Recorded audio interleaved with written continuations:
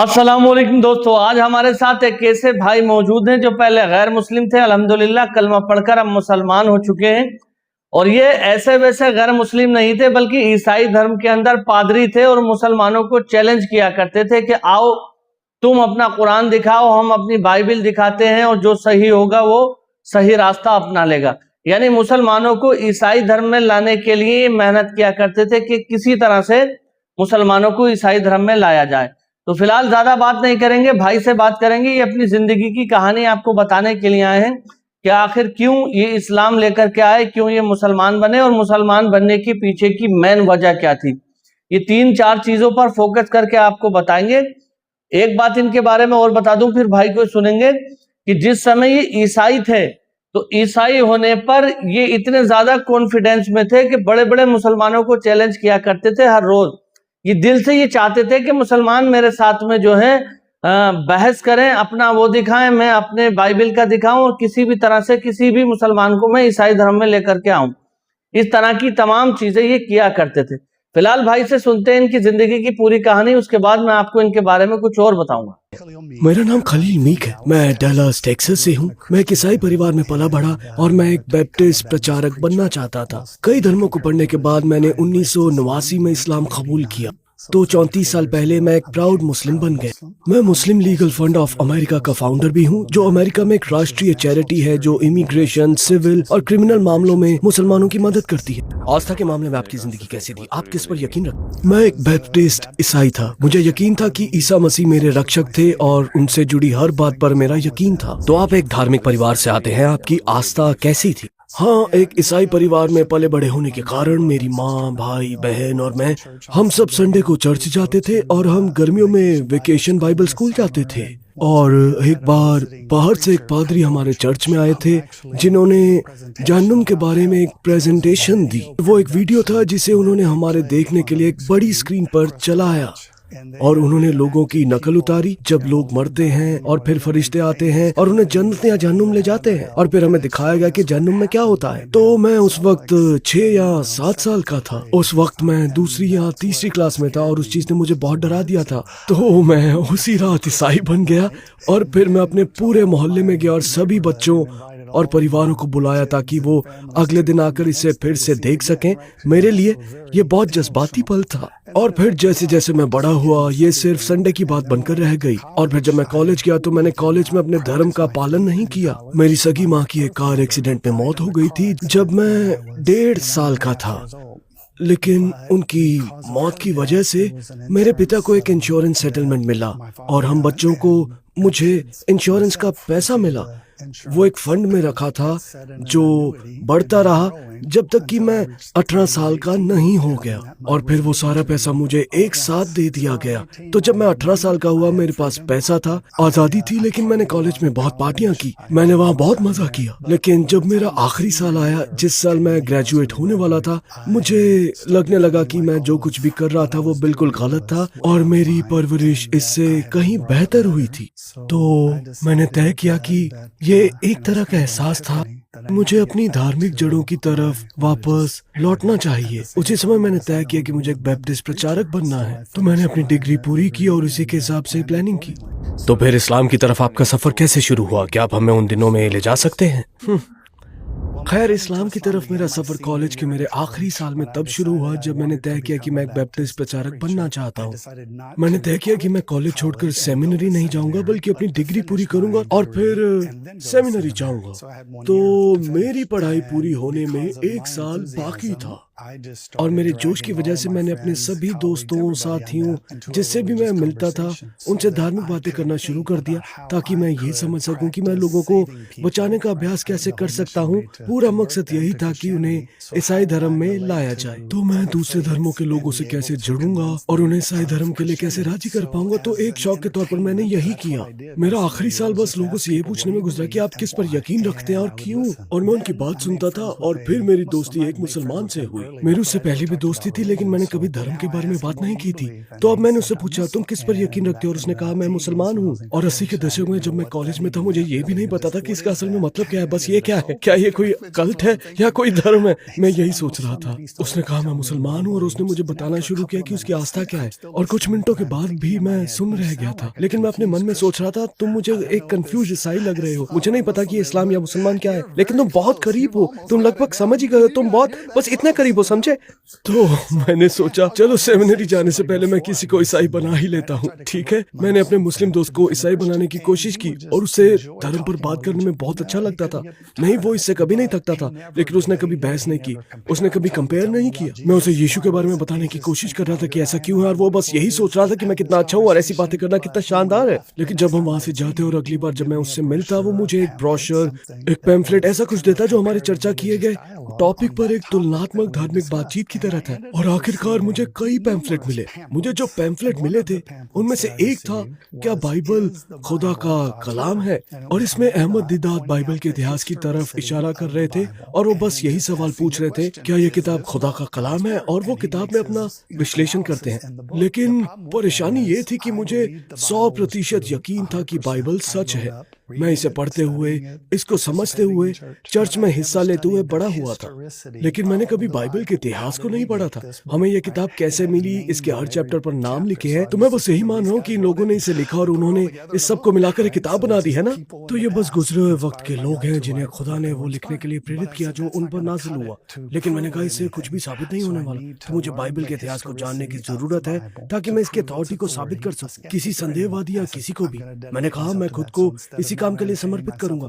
तो अब खुद को ये पूछकर बहलाने के बजाय कि तुम किस पर यकीन रखते हो और क्यों, मैंने बाइबल के इतिहास को समझना शुरू किया ताकि मैं इसे किसी और को समझा सकूं। उस प्रक्रिया में मैंने 100% यकीन के साथ शुरुआत की। फिर मैंने ये जानना शुरू किया कि बाइबल हम तक कैसे पहुंची। जब आप ये देखना शुरू करते हैं कि हमें कैसे पता चलता है कि ये मूसा ने कहा था, ईसा ने कहा था, पैगंबर ने कहा था, फिर आप कॉपीज या ऐतिहासिक दस्तावेज देखते हैं। खैर, मुझे हैरानी हुई कि नया नियम की कोई भी असली दस्तावेज इब्रानी भाषा में मौजूद नहीं है, जो कि यीशु के दौर में फिलिस्तीन की भाषा थी। हिब्रू में भी कोई दस्तावेज नहीं है, जबकि वो यहूदी थे और उन्होंने अपने पहले के पैगाम और सब कुछ हिब्रू में सुरक्षित रखा था। तो हमारे पास हिब्रू में कुछ नहीं है, इब्रानी में कुछ नहीं है। हमारे पास जो दस्तावेज है वो सिर्फ यूनानी में है और बाद में लैटिन में है। और हमारे पास उन किताबों में से मैथ्यू, मार्क, ल्यूक और जॉन, हर एक की 10,000 कॉपियां हैं। फिर भी कोई भी 2 कॉपियां एक जैसी नहीं है।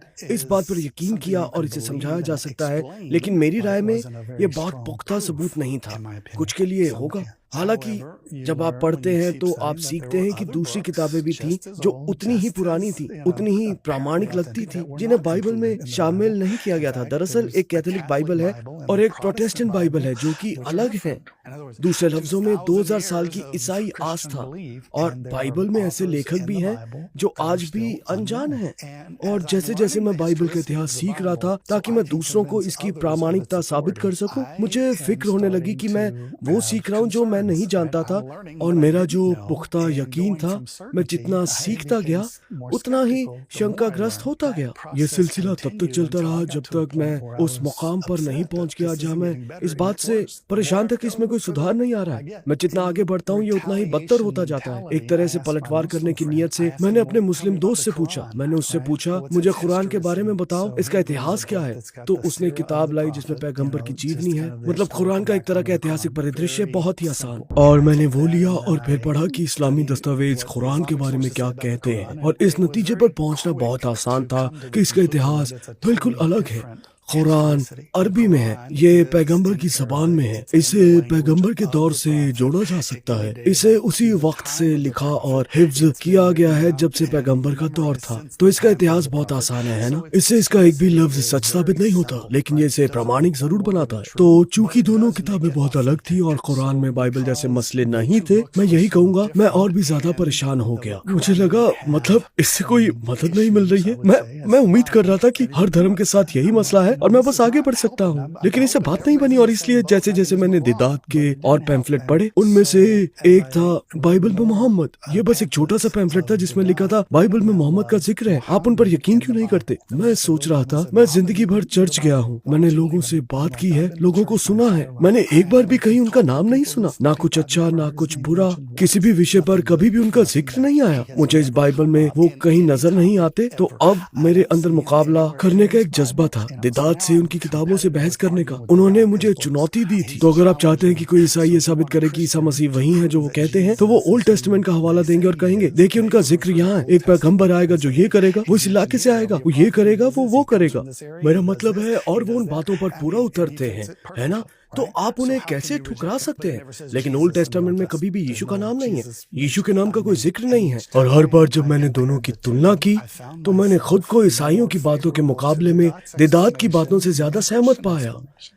मेरी राय में ये बात पूरी तरह से साबित हो जाती है कि जेनेसिस से लेकर रेवलेशंस तक की बाइबल इस पैगंबर के बारे में बात करती है। इसमें जिक्र है कि एक पैगंबर वहीं से आएगा जहां से वो आए थे, उन्होंने क्या किया, कैसे किया, वो सब कुछ जो पैगंबर की जिंदगी में मायने रखता है वो बाइबल में है। तो मुझे ये बात बहुत परेशान करने वाली लगी। लेकिन दूसरी बात मुझे लगा शायद मैं ही वो कंफ्यूज मुसलमान हूँ। मेरे पास अब लगभग बाइबल की 50 से 100 आयतें हैं जो ये साबित करती हैं कि वो पैगंबर मोहम्मद ही हो सकते हैं। इब्रानी में HMD जो कि अरबी से मिलता जुलता अहमद होगा, तमाम कौमों का अहमद आएगा, और वो जो है उनका घर पहले वाले से ज्यादा महान होगा, जिसका मतलब यरूशलेम से मक्का की तरफ जाना है। इसमें ड्यूटरोनॉमी 32:1-3 में लिखा है, खुदा सिनाई से आया, सेयर से उदित हुआ, जो कि फिलिस्तीन है, और पारान की पहाड़ी से चमका। ठीक है, तो अगर खुदा सिनाई से आया तो ये सीधा मूसा अलैहिस्सलाम की तरफ इशारा है। अगर वो सैयद से उदित हुआ तो ईसा मसीह का मिशन फिलिस्तीन में 3 साल का था। बात बिल्कुल साफ है कि ये किसकी तरफ इशारा कर रहा है। पारान की पहाड़ी से कौन चमका? और वो 10,000 संतों के साथ अपने हाथ में एक आतिशी कानून लिया आया। वो कौन हो सकता है? खैर, पारान कहाँ है? सही। और लोग हर वक्त इस पर बहस करते हैं, लेकिन बाइबल में ये बहुत साफ है। इसमें लिखा है कि जब इब्राहिम हाजरा को और उनके बेटे इस्माइल को बाहर ले गए और उन्हें पारान के बियाबान में छोड़ दिया, और वो बड़ा होकर एक तीरंदाज बना, और फिर तो पारान कहाँ है? मक्का में। पैगंबर कहाँ से आए? पारान से। क्या वो एक आतिशी कानून और 10,000 संतों के साथ आए थे? हाँ। कुरान कहता है कि वो मोहम्मद को जानते थे, या यूं कहें कि वो मोहम्मद को अपने खुद के बेटों से भी ज्यादा आसानी से पहचानते थे। ऐसा इसलिए है क्योंकि जो आयतें नाजिल हुई थी वो इतनी साफ, इतनी संक्षिप्त, इतनी परिपूर्ण थी कि उन्हें ठुकराने के लिए आपको उनसे पूरी तरह अनजान होना पड़ेगा। तो फिर ये मसला बन गया कि खैर, फिर भी ईसाइयत में यीशु का मुकाम बहुत ऊंचा है। वो अपने आप में धर्म है। मेरा मतलब धर्म उन्हीं के बारे में है और ये उन्हीं के जरिए चलता है। तो एक ईसाई होने के नाते आप सोचते हैं मैं यीशु को छोड़कर कुछ और कैसे कर सकता हूँ? ये बात समझ में नहीं आती। आप ऐसा नहीं कर सकते। तो फिर मुझे पता चला, खैर, दिदात ने एक और किताब लिखी थी जो थी ईसा इस्लाम के एक पैगंबर। मैंने सोचा नहीं, वो नहीं है, वो एक ईसाई है। लेकिन फिर जब आप मुसलमानों का नजरिया समझते हैं, जैसे उन्होंने जो कुछ भी किया मुझसे सहमत है, समझे? ये उनकी जिंदगी, उनके चमत्कार, उनकी पैदाइश है, उनका सब कुछ ठीक है, लेकिन हम नहीं मानते कि वो खुदा है। तो क्या वो खुदा है या वो खुदा नहीं है? तो जब बात इस सवाल पर आई तो ऐसा लगा, खैर ठीक है, अब ये बहुत साफ है, ये दोनों धर्म लगभग एक जैसा ही है सिवाय मुक्ति के तरीके के। आप जन्नत में कैसे जाते हैं? क्या ये इस अकीदे से है कि यीशु खुदा है और आपके गुनाहों के लिए सूली पर चढ़ गए और आप कि उन्होंने कीमत चुकाई और आप जन्नत जाते हैं? या फिर ये मुसलमानों वाला तरीका जाए, खुदा पर यकीन और तौहीद ही आपकी मुक्ति है? तो मैंने बस वही पढ़ा जो ईसा मसीह ने कहा था। बाइबल में लिखा है, खैर पिता मुझसे महान है, मैं ईसा अपनी मर्जी से हूँ, मैं कुछ नहीं करता। तो मुझे अच्छा क्यों कहते हो? पिता के सिवा कोई अच्छा नहीं है। तो मैं ईसा मसीह की बातें पढ़ रहा था, जैसे वो इस बात से इनकार करते हुए नजर आते हैं बार बार और बार बार। वो ऐसा क्यों करेंगे, है ना? ऐसा क्यों हो रहा था? अब इसके बचाव में ये कहा जाता है कि अभी खुद को जाहिर करने का वक्त नहीं आया था, लेकिन स्पष्ट है उनसे कई बार पूछा गया था, आप कौन है, आप यहाँ किस लिए आए हैं? और उन्हें उनका जवाब था पैगंबर। और इस बात से कोई लेना देना नहीं है। मेरे पिता जिसने हमें प्रार्थना करना सिखाया, हमारे पिता जो स्वर्ग में है, सूली पर मेरे खुदा तूने मुझे क्यों छोड़ दिया, इन सब बातों ने चीख चीख कर यही कहा, मैं खुदा नहीं हूँ, है ना? और बिना किसी धार्मिक दलील या बचाव के ये 2 टूक है, नहीं मैं नहीं हूँ। तो फिर मैं सोच रहा हूँ, ठीक है, आखिरकार मुझे यकीन हो गया कि बाइबल ने मुझे आदेश दिया कि मैं पैगंबर मोहम्मद के रास्ते पर चलूं। तो मैं डेंटन की एक मस्जिद में गया जहां मैं पढ़ाई कर रहा था और मैं वहां पहुंच गया। अब मेरे अंदर ये सब एहसास हो रहे थे। मेरे सिवा कोई नहीं जानता कि मेरे दिमाग में क्या चल रहा है, लेकिन मैंने तय कर लिया था कि मैं मुसलमान बनूंगा। मैं अपने दोस्त को बताने भी नहीं गया, मैं सीधा मस्जिद गया। मुझे डेंटन में एक मस्जिद मिली और मैंने दरवाजा खोलने की कोशिश की, वो बंद था। आपने कलमा कैसे पढ़ी? तो हाँ, मैं मस्जिद में था, वो बंद था। तो मैं बस ये सोचते हुए किनारे पर बैठ गया कि अब मैं क्या करूं, किसी के आने का इंतजार करूं या चला जाऊं। मैं बस यही सोच विचार कर रहा था। मैं वहाँ 5-10 मिनट से ज्यादा नहीं था। एक गाड़ी आती है तो मैंने सोचा चलो अच्छा है, कोई तो आया। अपनी गाड़ी से निकलता और मेरे पास आता और कहता है क्या मैं आपकी मदद कर सकता हूँ? मैंने कहा हाँ, मैं यहाँ मुसलमान बनने आया हूँ। और वो दरवाजा खोलता और वो नमाज का वक्त था तो वो मुझे अंदर बुला लेता है। वो बहुत खुश थे और कह रहे थे कि आपको ये और ये पता है। और मैं ऐसा था कि मुझे इस्लाम के अरकान या ईमान की बातें नहीं पता।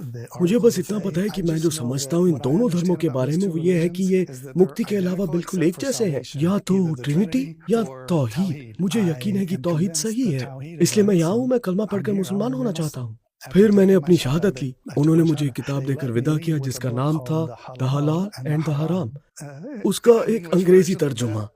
तो ये एक दिलचस्प कहानी है। अभी जो 34 साल से मेरी बीवी है वो कॉलेज में थी और हमारी शादी नहीं हुई थी। हम शादी के लिए मेरी पढ़ाई पूरी होने का इंतजार कर रहे थे, लेकिन हम 3 साल से साथ थे। हमारी सगाई हो चुकी थी, शादी तय थी। मैं ये सब मेंटल रिसर्च कर रहा था। वो सोच रही थी कि मैं बैप्टिस्ट प्रचारक बनूंगा। मैंने तय कर लिया था कि मुझे मुसलमान बनना है ना? लेकिन मैं लोगों से बात नहीं कर रहा था, मैं सब अंदर ही अंदर कर रहा था। तो जब मैं मस्जिद गया और कलमा पढ़ा और घर आया, मैंने कहा मुझे तुम्हें कुछ बताना है। उसने कहा क्या? मैं मुसलमान बनने वाला हूँ। मैंने कलमा पढ़ लिया, मैं मुसलमान हो गया। और उसका चेहरा, उसने मुझे देखा, मतलब है हाय से क्या तुमने क्या किया? मैंने कहा मैं मुसलमान बन गया। उसने कहा तुमने ऐसा क्यों? और वो चिल्लाने लगी और परेशान हो गई। और उसने कहा मुझे नहीं पता क्या ये सब कहाँ से आया, मैं ये सब नहीं। और वो बस एक सूची बनाने लगी उन चीजों की जो वो कभी नहीं करने वाली थी। मैंने कहा शांत हो जाओ, बस मेरे लिए खुश हो जाओ, मुझे कोई फर्क नहीं पड़ता तुम क्या करती हो, है ना, ये मेरे लिए। तो वो शांत हो गई। मेरे पास वो किताब थी हलाल और हराम, है ना, तो मैं पढ़ रहा था और मुझे बहुत जल्द पता चल गया कि मुसलमान रिबा यानी सूद का लेन देन नहीं करते। खैर, मैंने फाइनेंस में डिग्री हासिल की थी। मेरी विशेषज्ञता ब्याज की दरों में थी कि पैसे से पैसा कैसे बनाया जाए। और अब मैं एक बैप्टिस्ट मिनिस्टर भी नहीं बनने वाला था। तो तो मैंने सोचा ठीक है, अब मैं क्या करूंगा। तो मुझे जो भी काम मिला मैं उसे ढूंढने लगा और मुझे एक ट्रकिंग सेल्स रिप्रेजेंटेटिव के तौर पर काम मिल गया। तो फोन पर कारोबारियों से बात करके कहना अपना माल भेजने के लिए हमारे ट्रकों का इस्तेमाल करें, ठीक है। और वो शुरू कर दिया बस आमदनी के लिए। मैंने हलाल और हराम में थोड़ा पढ़ा और उसमें लिखा है मुसलमान सूअर का गोश्त नहीं खाते। मैंने सोचा ईसाइयों का नजरिया था सूअर खराब था, यीशु की मौत हुई, सब कुछ पाक हो गया, तो अब आप इसे खा सकते हैं। तो मैं सूअर का गोश्त खाकर ही पड़ा हुआ था। खैर, मुसलमान अब भी सूअर का गोश्त नहीं खाते। तो मैं अपनी बीवी के पास गया, मैंने कहा सुनो मैंने कुछ सीखा है। उसने कहा क्या? मैंने कहा मुसलमान सूअर का गोश्त नहीं खाते, तो जब तुम खाना या कुछ भी बना रही हो मुझे वो मत देना, बस उसे अलग रखना। उसने कहा तुम्हें क्या हो गया? मेरा मतलब है उसने मुझे उदासी से देखा और थोड़ी परेशान हुई और फिर जैसे मैंने किसी कल्ट को ज्वाइन कर लिया, वो यही सोच रही थी। और वो बोली मैं ऐसा नहीं करने वाली, और वो उन बातों पर अड़ गई जो वो नहीं करने वाली थी। मैंने कहा फिक्र मत करो, तुम्हें जो करना है करो, बस मुझे खुश रहने दो। मैंने कुछ पन्ने आगे बढ़े और उसमें लिखा है मुसलमान मर्द सोना नहीं पहनते। खैर, मैंने पहले ही शादी के लिए सोने की अंगूठी चुन ली थी। मैं उसके पास गया, मैंने कहा सुनो क्या हम इस अंगूठी को चांदी में बदल सकते हैं? उसने अपनी सगाई की अंगूठी उतारी और उसे कमरे के उस पार फेंका और कहा मैं नहीं करने वाली। और वो परेशान हो जाती है और फिर शांत हो जाती है और फिर मैं नहीं करूंगी। और मैंने कहा ठीक है, लेकिन वो संक्षेप में कहें तो आखिरकार मैंने उसे मस्जिद जाने के लिए मना लिया और इस्लामी तरीके से शादी कर ली। और मैं चर्च गया और पूरी शादी वैसे ही की जैसे हमने पहले से तय किया था। तो 2 शादियां, लेकिन वो बस मुझे बर्दाश्त कर रही थी। वो मुझे सच में पसंद करती थी, लेकिन उसे लगता था कि मैं जो कर रहा हूँ वो अजीब है। और मैं वहां में मुस्लिम समाज से मिला और उन्होंने मुझे बुलाया। उन्होंने मेरे साथ एक रॉक स्टार जैसा सलूक किया, जैसे अरे तुम गोरे हो, तुम मुसलमान हो, हम तुमसे प्यार करते हैं। मुझे ये देखकर खुशी हुई कि उनके पास मस्जिद में एक लाइब्रेरी थी जिसमें कंपैरेटिव रिलीजन की किताबें थी, या दावत की वीडियो, या मुसलमानों के साथ ईसाइयों की डिबेट। मेरा मतलब है बस बहुत सारी चीजें जो बहुत अच्छी थी। तो मैंने उन्हें उधार लेना और घर ले जाना शुरू कर दिया और उसे पढ़ता था और फिर अपनी बीवी को बताता था देखो मैंने क्या सीखा, देखो मैंने क्या सीखा। और वो सुनती थी कुछ देर के लिए, फिर 5-10 मिनट बाद वो कहती थी बस हो गया, मुझे और कुछ नहीं सुना, मेरा हो गया, बस मुझे अकेला छोड़ दो। लेकिन एक दिन मैं घर आया और ये मेरे कई महीनों तक पढ़ने, वीडियो देखने और चीजें करने के बाद की बात है। मैं बहुत जोश में था, मैं एक मुसलमान हूँ, मैं ये कर रहा हूँ, और उसे मुझ में कुछ बदलाव दिखे, ठीक है। इससे उसे कोई डर नहीं था, वो बस देख रही थी। और उसने कहा मैं दूसरे मुसलमानों से मिलना चाहती हूँ। मैंने कहा ओह, तो मैं तुम्हारे लिए काफी नहीं हूँ, है ना। तो तो मैं मस्जिद गया और कहा, सुनिए मेरी बीवी ने कहा है कि वो दूसरे मुसलमानों से मिलना चाहती है, आपका क्या ख्याल है? उन्होंने कहा, खैर भाई हमारा एक हल्का होता है, ठीक है, जुमे के दिन एक घर में कई परिवार एक साथ जमा होते हैं और हम कुरान की तफसीर पढ़ते हैं, थोड़ी बातचीत होती है, फिर हम खाते हैं और फिर हम नमाज पढ़ते हैं और घर जाते हैं। उसने कहा, तुम बस उसे हल्के में क्यों नहीं ले आते? हम आपको पता है हम सब मिल सकते हैं। मैंने कहा, बहुत खूब। तो हम पहले हल्के में गए और ये पहली बार था जब उसने मुस्लिम औरतों और बच्चों और मर्दों को एक आम माहौल में मिलते जुलते देखा, सामान्य और रोजाना वाले माहौल में, और उसे बहुत अच्छा लगा। ऐसा लगा जैसे उसने इस बात की उम्मीद नहीं की थी। मुझे नहीं पता उसे क्या उम्मीद थी, लेकिन ये उसके लिए बहुत अच्छा अनुभव था। तो हम ऐसे 1 या 2 हल्कों में लगातार गए और अगली बार जब हम जा रहे थे उसने कहा, क्या ये ठीक रहेगा अगर मैं इस बार तुम लोगों के साथ नमाज पढ़ूं? और मैं सोच रहा था, ठीक है, क्या तुम बदलना चाहती हो? नहीं, मैं मुसलमान नहीं बनना चाहती, लेकिन हर बार जब तुम सब रुकते हो और उठकर नमाज पढ़ते हो, मैं बैठी देखती रहती हूँ। कोई चीज मेरे अंदर से कहती है कि मैं भी शामिल हो जाऊं, जैसे मैं उसका हिस्सा बनना चाहूंगी, वो अच्छा लगेगा। तो मैंने कहा, हाँ तुम बस शामिल हो सकती हो, बस तुम्हें पता है पंक्ति में खड़ी हो जाओ और फॉलो करो। ठीक, उसे ये भी नहीं पता कि क्या कहना है, वो बस हरकतों की नकल कर रही थी, लेकिन नमाज का हिस्सा बनना चाहती थी। ठीक है, कुछ और हल्के हुए और मैं एक दिन घर आया और उसने कहा, मुझे लगता है मैं तैयार हूँ। मैंने कहा, तैयार किस लिए? मुसलमान बनने के लिए। लेकिन मैं ये नहीं करने वाली। उसने मुझे उन चीजों की सूची दी जो वो नहीं करने वाली थी। मैंने सोचा, अरे ये तो मेरे हक में जा रहा है। हाँ ठीक है, अच्छा है, तुम बदलना चाहती हो, वो मुसलमान बन गई। संक्षेप में वो सब कुछ जो उसने कहा था कि वो कभी नहीं करेगी, वो अब करती है। क्या आप हमें बता सकते हैं कि जब आपने कलमा पढ़ा तो आपको कैसा महसूस हुआ? खैर, मैं आपको बताता हूँ, कलमा पढ़ना मेरे लिए बस एक रस्मी बात थी, लेकिन मुसलमान बनने के फौरन बाद आप कुछ ऐसा महसूस करते हैं जो आपने अपनी जिंदगी में पहले कभी महसूस नहीं किया। तो वो एक सुकून है, एक इत्मीनान, एक राहत। अल्लाह फरमाता है कि वो हमारे दिलों में मोहब्बत डाल देता है। आप उसे जो भी कहना चाहें आप उसे महसूस करते हैं और आपको पता ही नहीं था कि आपके अंदर ये है। जैसे मेरे और मेरी जिंदगी में किसी और के बीच हमेशा एक हद तक एक रुकावट होती है जो आप रखते हैं और आप असल में उस पर गौर भी नहीं करते हैं ना। मेरा मतलब है, वो दोस्त है, वो मेरे दोस्त है, मैं उनके साथ सब कुछ करता हूँ। जब आप मुसलमान बनते हैं और आप किसी अजनबी से अस्सलाम वालेकुम कहते हैं या आप किसी ऐसे इंसान से मिलते हैं जिसे आप जानते हैं और जो एहसास आपको होता है, आप गौर करते हैं कि कुछ कमी है, और वो वही रुकावट है जो हमेशा से थी, जिसके बारे में आपको पता ही नहीं था। और एक बार जब वो दूर हो जाती है तो आपको सच में वो ये एक रूहानी जुड़ाव है जो मौजूद नहीं होता मुसलमान बनने से पहले। और ये बहुत ही लत लगाने वाला एहसास है। आपके इस्लाम कबूल करने पर आपके परिवार या आपके करीबियों की क्या प्रतिक्रिया थी? मेरे पेरेंट्स ने शुरू में बर्दाश्त किया, मेरे लिए खुश दिखने की कोशिश की या जो भी, ये सोचकर कि ये बस एक फेज है, ये गुजर जाएगा, है ना, ये बस कुछ ऐसा है जिससे वो गुजरा है, वो जवान है, वो नादान है, वो आगे बढ़ जाएगा। तो हमारे परिवार में कोई तकरार नहीं थी। उसका परिवार थोड़ा ज्यादा खींचा खींचा सा था। उसके पिता उससे इतने गुस्सा थे कि उन्होंने एक तरह से आप कह सकते हैं उससे रिश्ता तोड़ लिया था, लेकिन वो शादीशुदा थी और मैं उसके साथ था। उसे एक बाप होने के अलावा किसी और चीज के लिए उनकी जरूरत नहीं थी, तो उन्होंने कोई 10 साल तक बात नहीं की। और उसके पिता का पहले ही उसकी माँ से तलाक हो चुका था, तो वो अलग रह रहे थे। उसकी माँ का ऐसा था कि अगर तुम खुश हो तो मैं खुश हूँ। लेकिन जब मेरी बीवी ने पर्दा करना शुरू किया तो उसकी माँ बाहर लोगों के बीच जाने में बहुत असहज थी। तो जब वो पर्दा कर रही होती और वो पूछती, जब तुम मेरे साथ हो तुम इसे उतार सकती हो, है ना, आपको पता है। और उसे फिक्र थी कि लोग उसके बारे में क्या सोचेंगे। लेकिन ये एक छोटा सा मसला था और आखिरकार उसे इसकी आदत हो गई और उसके पिता आखिरकार ना सिर्फ मान गए बल्कि उसके दोस्त भी बन गए। और फिर वो अपने बुढ़ापे में हमारे साथ रहने आ गए।